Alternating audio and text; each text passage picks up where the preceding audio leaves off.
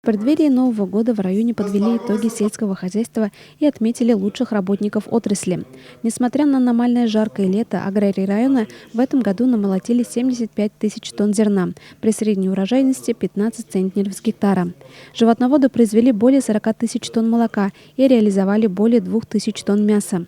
За этими цифрами стоит ежедневный кропотливый труд сельских тружеников. Глава администрации района Ильдар Мустафин и начальник управления сельского хозяйства района Ильдар Набиев вручили отличившимся работникам отрасли высокие государственные и ведомственные награды.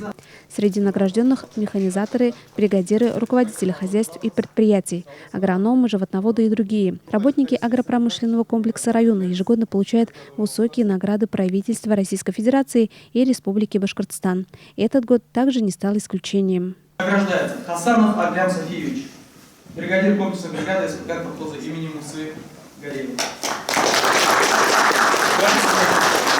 Республиканың ең югары наградасы республика жетекші есімін тапшырам сізге. Оңыштар саламаттық сізге.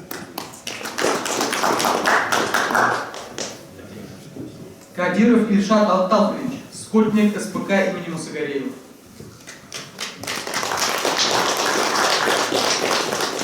Құттықтаймыз сізді. Саламаттық сізге. Оңыштар сізге. Приглашается Ялалов Ильдар Фердаисович, глава крестьянско-фермерского хозяйства.